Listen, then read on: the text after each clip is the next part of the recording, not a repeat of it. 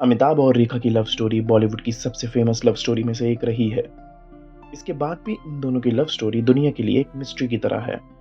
दोनों ने अपने रिलेशनशिप को कभी भी पब्लिकली एक्सेप्ट नहीं किया, लेकिन कहते हैं कि इश्क और मुश्क छिपाए नहीं छिपते।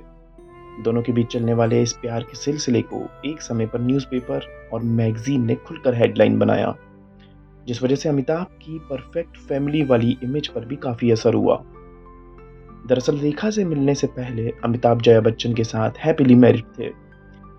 यहाँ तक कि अमिताभ 2 बच्चों के पिता भी थे।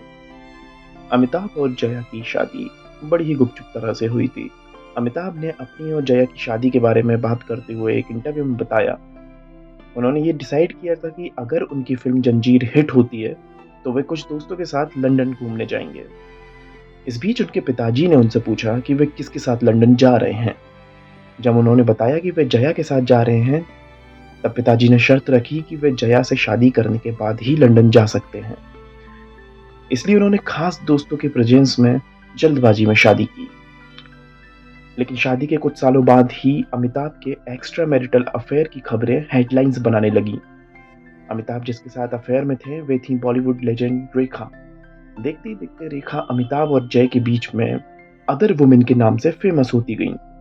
मीडिया रिपोर्ट्स की माने तो दोनों के बीच के रिश्ते की शुरुआत साल 1976 में रिलीज हुई फिल्म दो अनजाने के सेट से हुई। इस वक्त तक अमिताभ की शादी हो चुकी थी। कहा जाता है कि इस रिलेशनशिप के शुरुआती दौर में दोनों रेखा के एक फ्रेंड के बंगले पर मिला करते थे। दोनों के बीच सब कुछ बढ़िया चल रहा था, लेकिन एक इंसिडेंट ने दोनों के रिश्ते को दुनिया के सामने ला दिया। उस वक्त की मीडिया रिपोर्ट्स की माने तो साल 1978 की फिल्म गंगा की सौगंध के सेट पर एक को एक्टर ने रेखा के साथ बदतमीजी की, और फिर क्या था, रेखा के प्यार में डूबे अमिताभ ने अपना आपा खो दिया। इस इंसिडेंट के बाद दोनों का अफेयर लाइमलाइट में आ गया। हालांकि दोनों अपने बीच के रिश्ते को नकारते रहे, लेकिन एक इंटरव्यू में सिलसिला के डायरेक्टर यश चोपड़ा ने इस रिलेशनशिप को कंफर्म किया। फिर क्या था, हर मैगजीन और न्यूज़पेपर में दोनों के रिलेशनशिप के किस्से हेडलाइन बटोरने लगे। कई मीडिया हाउसेस ने तो यहाँ तक रिपोर्ट किया कि दोनों ने एक दूसरे से शादी कर ली है। इस स्पेकुलेशन को एक इवेंट से हवा मिली। मौका था ऋषि कपूर और नीतू सिंह की शादी का, और रेखा ने सिंदूर और मंगलसूत्र को पहनकर शादी में एंट्री ली। इस सीन को देखकर वहां मौजूद सारे लोगों की नजरें रेखा पर टिक गईं। कुछ रिपोर्ट्स ने तो ये तक बताया कि रेखा जया की मौजूदगी में ही अमिताभ से कैजुअली बात करने लगी, और कुछ देर की खामोशी के बाद जया की आंखों से आंसू बहने लगे। रेखा कुछ समय बाद वहां से चली तो गई, पर इस इंसिडेंट ने उनके बोल्ड मूव को खूब सुर्खियां दिलवाई। इस घटना के बाद जया ने रेखा को अपने घर पर डिनर पर बुलाया और उनसे साफ साफ शब्दों में कहा कि वे किसी भी हाल में अमिताभ को नहीं छोड़ेंगी। रेखा ने इसके बाद एक फैसला लिया, वो था लाइफ टाइम सिंगल रहने का। हालांकि अमिताभ ने अपने और रेखा के बीच रहे इस रिलेशनशिप को हमेशा नकारा ही है। रेखा ने इस सवाल के जवाब में साल 1984 में दिए गए एक इंटरव्यू में अपना दर्द बयां किया। उन्होंने कहा कि अमिताभ अपने और मेरे रिलेशनशिप को इसलिए नकारते हैं जिससे उनकी इमेज को नुकसान ना पहुंचे। आफ्टर ऑल उनकी फैमिली है, पत्नी और बच्चे हैं। लोगों को हम दोनों के प्यार के बारे में क्यों पता होना चाहिए? मैं उनसे प्यार करती हूँ और वो मुझसे, यही काफ़ी है। अगर वे मेरे से प्राइवेटली इस तरह बोलेंगे तो मुझे बुरा लगेगा। मिस्टर बच्चन बहुत ओल्ड फैशन है, वो किसी को हर्ट नहीं करना चाहते।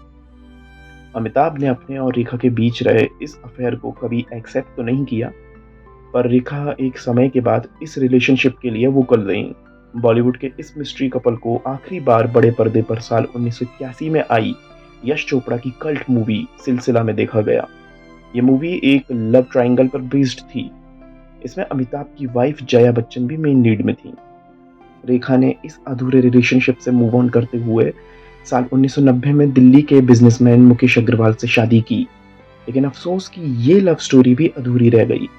मुकेश मेंटल इलनेस से सफर कर रहे थे, और शादी के महज 7 महीने के अंदर ही मुकेश ने रेखा के ही दुपट्टे से फांसी लगाकर सुसाइड कर लिया।